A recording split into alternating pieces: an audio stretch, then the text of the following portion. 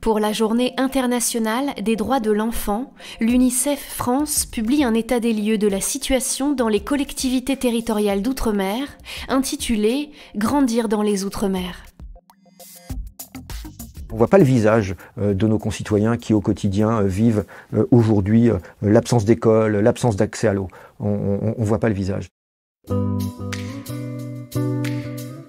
Éric Delemare est le défenseur des enfants auprès de la défenseure des droits Claire Hédon et adjoint en charge de la défense et de la promotion des droits de l'enfant.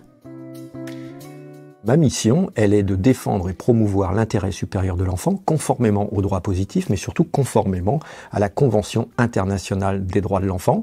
Aussi la promotion des droits, c'est-à-dire défendre les droits, c'est-à-dire que dans la défense, on défend les personnes et dans la promotion, on défend les droits, on fait connaître les droits parce que les enfants méconnaissent leurs droits et les adultes qui s'en occupent bien souvent également. C'est-à-dire que la Convention internationale des droits de l'enfant, elle est venue changer de paradigme. Au fond, elle est venue nous dire, bien que les enfants ne soient pas citoyens parce qu'ils n'ont pas 18 ans, ils n'ont pas le droit de vote, pour autant, ils deviennent détenteurs de l'ensemble des droits de l'homme dès leur naissance.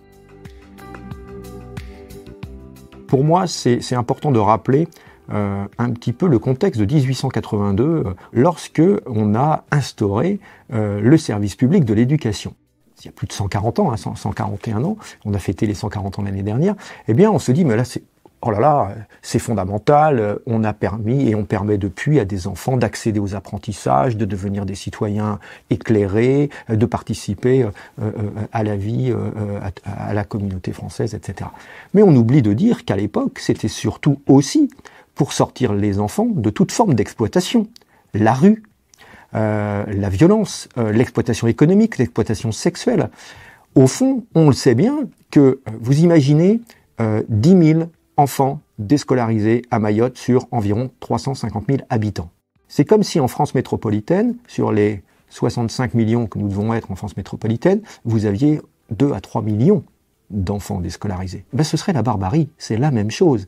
C'est-à-dire que l'accès à l'éducation, c'est ce qui évite totalement aussi les violences et en tous les cas une grande partie des violences et la barbarie. Donc c'est ça que vous prenez, je dirais, en pleine face quand vous arrivez à Mayotte, d'autant plus que j'ai atterri le samedi à 10h, à 14h j'étais dans les bangas et dans les campements, et là j'ai vu effectivement toutes ces conditions de vie indignes,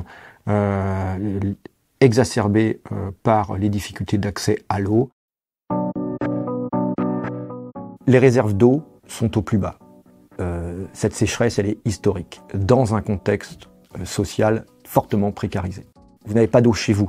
Vous ne pouvez pas vous laver, vous ne pouvez pas vous boire, vous ne pouvez pas aller dans des conditions sereines à l'école. Et l'école est régulièrement fermée, puisque mais c'est des droits fondamentaux, c'est-à-dire que il n'y a pas de chasse d'eau dans les toilettes, c'est clairement ça.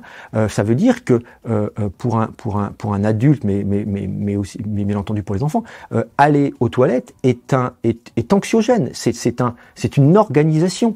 Elle est encore plus difficile pour les jeunes filles que pour les jeunes garçons, même si elle est difficile pour tout le monde. Ça veut dire que la scolarité ne devient plus prioritaire, et d'autant plus qu'on anticipe, puisque sans eau, on ferme les écoles. Ça veut dire pas de restauration, pas de cantine scolaire. Ça veut dire, là moi j'y étais la semaine dernière, il faisait 30 à 35 degrés. Donc vous imaginez les difficultés. Mais le manque d'eau, c'est potentiellement pas d'eau pour le béton pour construire des écoles. Enfin, faut voir cette crise, ce qu'elle induit au quotidien, dans le quotidien des Mahorais et de toutes les personnes qui vivent sur place. La défenseure des droits a engagé une nouvelle mission cette année aux Antilles et publié un rapport intitulé « Service public aux Antilles, garantir l'accès aux droits » avec des constats alarmants sur la réussite éducative des enfants. En Guadeloupe, concrètement, il s'agit de jours d'école perdus. Ce sont les conséquences de nombreuses circonstances sociales et climatiques. Alors, les événements cycloniques, comme l'ouragan Tammy que nos concitoyens ont vécu il y a quelques semaines là-bas. Ça va être les gaz toxiques émis par les sargasses échouées à proximité des établissements scolaires, la présence de nuisibles liés à l'absence de ramassage des ordures, qui font au fond que plein de caractéristiques polluent l'accès à l'école et bien entendu le problème récurrent de l'eau. Il y a des coupures, il y a de l'eau qui est pas potable et là on est principalement sur des infrastructures dégradées. Au final, les enfants en Guadeloupe et en Martinique reçoivent ainsi un jour d'enseignement inférieur à leurs camarades de métropole. Dans certaines écoles, jusqu'à 20% de cours en moins qui ne sont pas rattrapés. C'est pour ça que dans une des recommandations de ce rapport, nous avons invité le gouvernement à mettre en œuvre des possibilités, au fond des dispositifs pour rattraper les jours d'école, pour garantir le même temps scolaire à tous.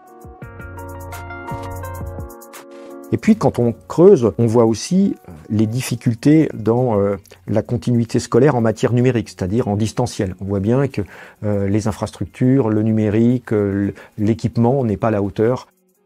Un des facteurs, c'est qu'on a un réseau de transport en commun qui est coûteux et défaillant. On a des horaires de transport contraignants, des conditions de circulation difficiles qui obligent certains élèves, par exemple, à se lever à 4 heures du matin.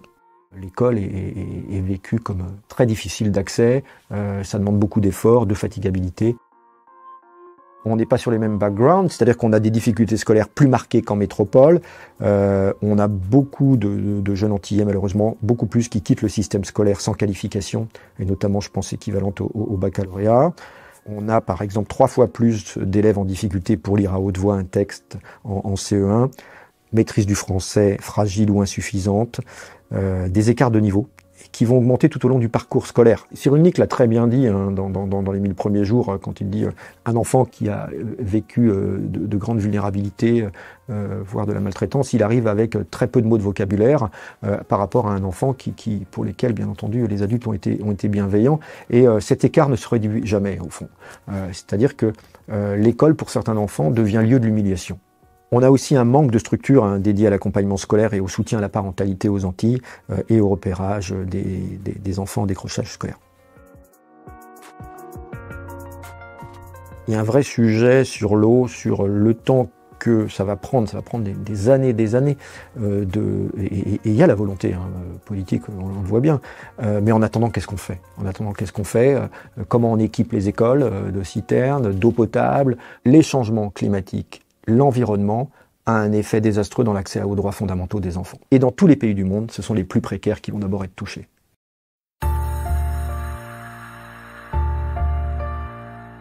Je le dis souvent en matière de protection de l'enfance, malgré les départements qui n'ont jamais autant investi financièrement la protection de l'enfance, l'État qui n'a jamais autant parlé de gouvernance, eh bien souvent, dans les faits, nos concitoyens et les acteurs du social pensent au fond que l'État et le département agissent comme un couple séparé, un couple divorcé qui se met pas d'accord et les enfants les plus vulnérables sont au milieu. Au-delà, où chacun dit, et c'est vrai, chacun dit qu'il n'a jamais mis autant d'argent et de moyens, que ce soit l'État ou le département. Mais en même temps, comment les gens coopèrent au nom de nos concitoyens.